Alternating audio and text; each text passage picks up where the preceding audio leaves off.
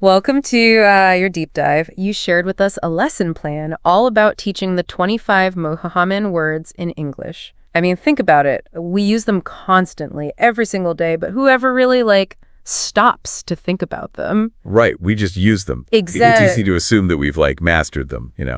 But this lesson plan that you shared with us, it kind of reveals just how much depth even those really, really simple words have, and how, refining your usage, even of simple words, can totally, transform your communication. Yeah, and that's what really intrigued me about this one.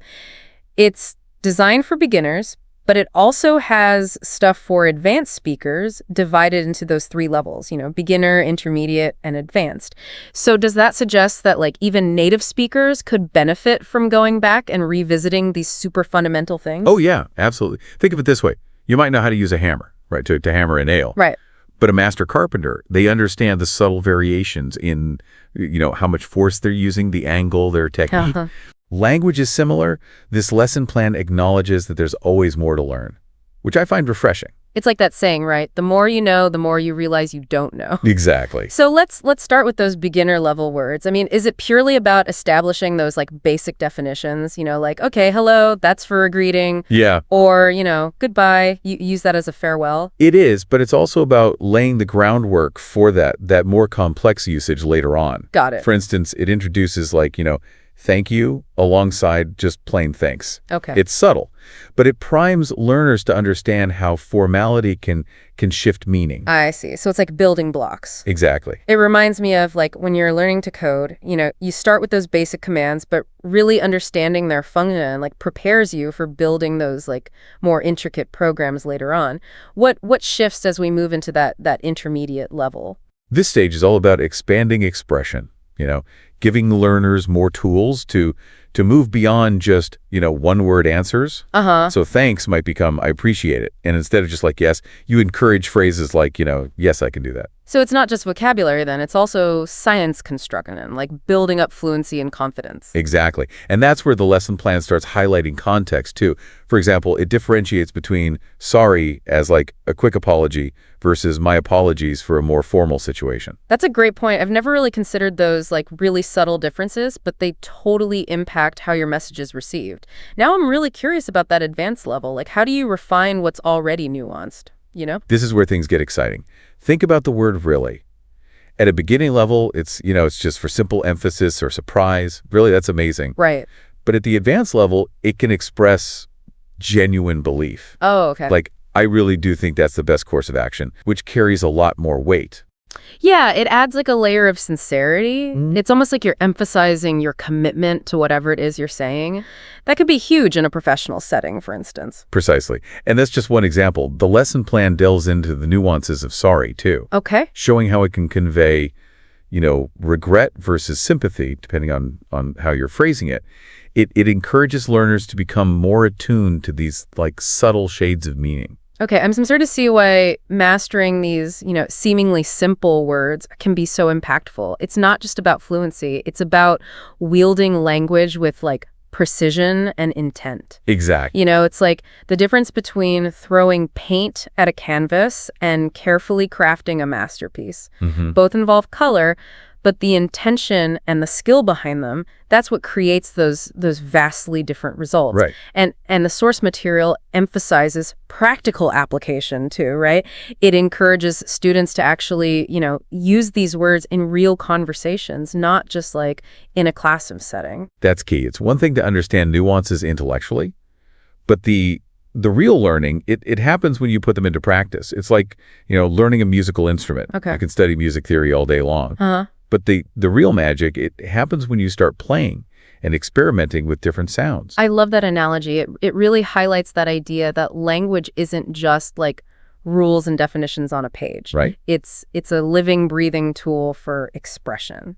And speaking of expressing yourself, the lesson plan that we're talking about digs into some pretty fascinating examples, right? How really is taught differently at each of those three levels. Right. At the beginner level, it's all about, those simple exclamations really, that's amazing. Yeah, yeah. But as learners progress, the lesson plan encourages them to use really for emphasis in more sophisticated ways. So instead of just saying, I'm hungry, an intermediate learner might say, I'm really hungry, to really like highlight their need for food. Exactly. And then at the advanced level, things get even more interesting. You start to see really used to emphasize belief or conviction. Like in a sentence such as, I really do believe this is the right decision. Yeah, It adds a layer of like personal commitment to that statement. precisely. It subtly shifts the tone from, a simple opinion to a deeply held belief. Right, right. And these subtle shifts are what make communication so powerful. It's like choosing the right brushstroke Mhm. to convey the exact emotion you want to evoke in a painting. Right. The lesson plan also dives into the nuances of sorry, right? Absolutely. That's a word we use constantly, but probably without giving it too much thought. At the beginner level, sorry is just a simple apology. Uh-huh. But as learners advance, they start to see how it could be used to convey different shades of meaning, like regret versus sympathy. So saying, I'm sorry for your loss carries a different weight than, sorry I bumped into you. Exactly. The first expresses genuine empathy and understanding, Right. whereas the second is a more casual acknowledgement of a minor mishap. Okay, yeah. The lesson plan provides scenarios for students to practice using sorry in a variety of contexts, which is incredibly helpful. It's like giving them a toolkit for navigating those social situations with more sensitivity and awareness. Now, something that stood out to me was how the lesson plan emphasizes adjusting the pace to the learner's needs. Yeah, it stresses that language learning isn't a race. It's a journey. Right. Some learners might need more time to grasp certain concepts, and that's perfectly okay. Yeah, absolutely. And it emphasizes the importance of follow-up assignments as well, right? To really solidify that learning. Exactly. It suggests different activities for each level. Okay. For beginners, it might be writing simple sentences using the target words. Right. But for advanced learners, the assignments become more challenging. So they might be asked to write a short story or a reflective essay, incorporating those nuanced words and phrases we've been talking about. Right? It's about pushing them to apply what they've learned in a creative and meaningful way. Yeah. And this really speaks to the heart of what this lesson plan is all about. It's about empowering learners to become more effective communicators, not just fluent speakers, right? Right. It's about understanding the power of language and using it with intention. I couldn't have said it better myself. This deep dive has been incredibly eye-opening. Good. It's amazing how much depth there is to discover in even the words we use every day. It's a reminder that language is a constantly evolving landscape. Yeah. And there's always something new to learn. Now, you mentioned earlier that the source material talks about language learning as an ongoing process. Right. I'm curious to hear your thoughts on what that looks like in practice. Okay. How can we, as language learners, ensure that we're constantly growing and refining our skills? That's a great question. I think one key aspect is cultivating a mindset of curiosity and a willingness to step outside of our comfort zones. So being open to new words, new expressions. Yeah. Even if we feel like we have a strong grasp of the language already. Absolutely. And not being afraid to make mistakes. Mistakes are just opportunities to learn and refine our understanding. It's like, when you're experimenting with different ingredients in the kitchen, sometimes you create something amazing and sometimes you're like, oh, that didn't work. But either way, you're expanding your skills. That's a perfect analogy. It's about embracing that playful experimentation. Right. And not letting the fear of imperfection hold us back. So much of language learning is about confidence, right?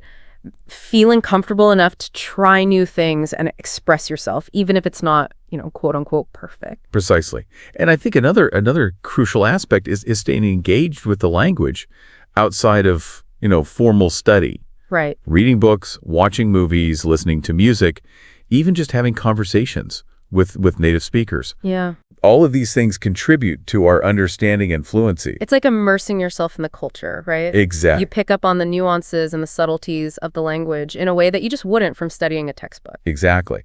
And it keeps language learning fresh and exciting. Right. It becomes less about, rote memorization and more about discovering new ways to express yourself. It's like turning language learning into an adventure. Yeah. A journey of exploration rather than a chore. I couldn't agree more. And I think that's a takeaway from this whole deep dive. Okay. It's not just about mastering these 25 common words. Yeah. It's about recognizing the power and complexity of language itself. It's about seeing the beauty in the subtleties Mm-hmm. and how those nuances can shape meaning and create deeper connections. And that's something we can apply to any language, not just English.